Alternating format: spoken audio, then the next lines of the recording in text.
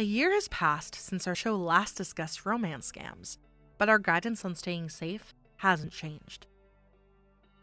This time around, we want to share the most up-to-date numbers from the FBI's Internet Crime Complaint Center, or IC3, which are from 2022. That year, victims lost more than $10 billion total in internet scams. And if we talk specifically about confidence or romance scams perpetrated that year, more than 19,000 victims lost about $735 million, some of that in the form of cryptocurrency.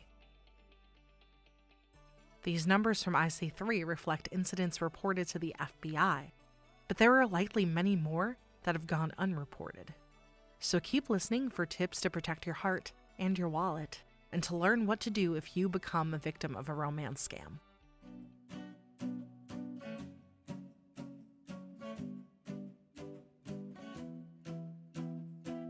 Scams take many forms. They might happen at a certain time of year, like the holiday season.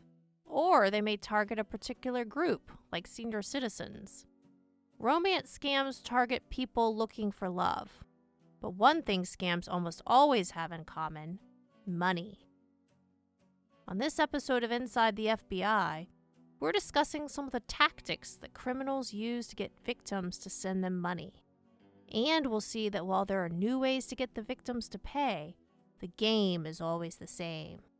I'm Amy Alexander, and this is Inside the FBI.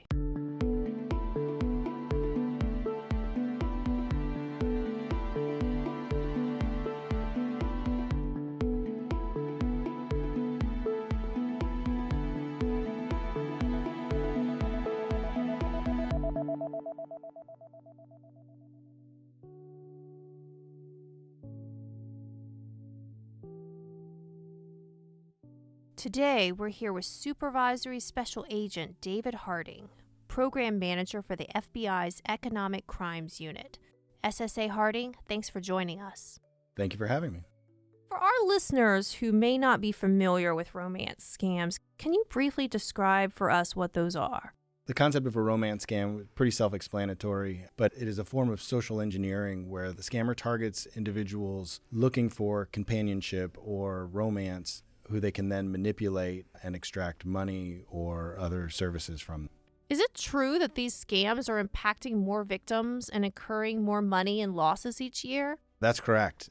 Every year, year over year, these numbers get larger and larger.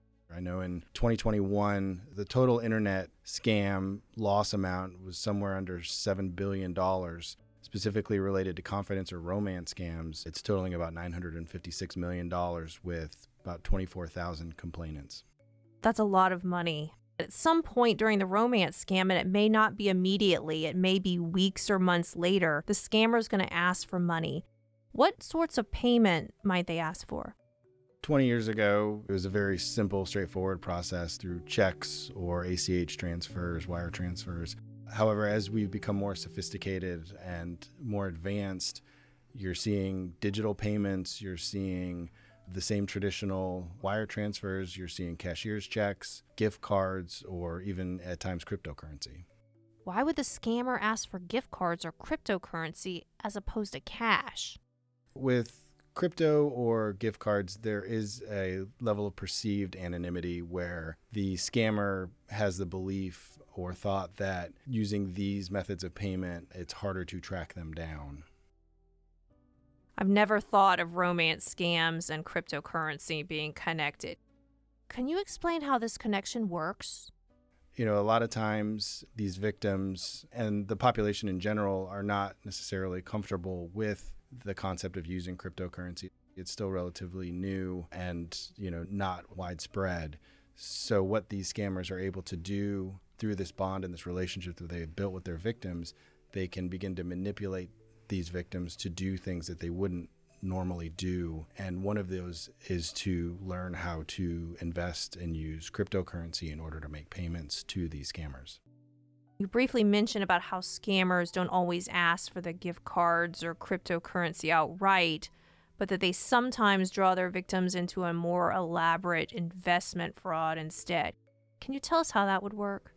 There are, scammers out there, some of the more sophisticated ones that use these companionship or romance scams to draw their targets in order to extract even greater amounts of money and get them to do things, including, act as money mules and things. And that's definitely a greater time investment by these scammers to do these things. And if somebody is not comfortable with using, a cryptocurrency, these scammers would then, take their time to build the confidence and build that relationship, and then they can get them to do things that would be, way out of their comfort zone. These scammers use all sorts of techniques to build these relationships. It's not something that they just talk to these people. There are stories of these scammers, especially overseas, that are sending flowers and delivering food and little things that, you and I have experienced in personal relationships, but they're doing it from thousands of miles away. So how likely is it to recover the money once a victim has been scammed? The biggest thing I'd like the listeners to take away from this is that the earlier that these crimes are reported, the more success we've had in recovering the assets. So the key is early reporting, and when that occurs, we have had some great success getting funds back. They say love is blind, but what are some red flags people can look out for to avoid becoming a victim? Some of the red flags that you would see immediately, if you've never met this person and your communication has only been, online or sometimes even via the telephone, that's a definite red flag. If they deflect and come up with excuses time and time again as to why they can't meet, that's definitely a concern. If it doesn't feel right, if something is unusual, if they're always, asking you for something but never, reciprocating in any sort of relationship, that's definitely a concern. If a victim realizes they've fallen for one of these scams, do they typically report their experiences to law enforcement? They often do report it. However, unfortunately, there are times where the victims are either too embarrassed or don't want their friends and family to know that they've become a victim. Or, there are times where they are in denial that they're even a victim. For example, I've had a situation where a child of a woman came to us, reported that their mother was being victimized by one of these romance scams. And when we went and interviewed the woman, she was still convinced that this individual and this relationship, this companionship that she had virtually was completely real. When you reviewed her social media accounts, her Facebook communications, Instagram, she really had this connection with this individual, and trying to convince this woman that this relationship was completely fabricated was very challenging. So these victims often become, very infatuated or tied into their subjects. So if you think you've been scammed, how can you report it? Reporting to your local police station or local law enforcement is a great way to go. You can also report these types of crimes to our public access line. It's 1-800-CALL-FBI, as well as www.ic3.gov. That's the official website of the FBI's Internet Crime Complaint Center. For more advice on protecting your heart and wallet, visit fbi.gov/romance scams. This has been another production of Inside the FBI.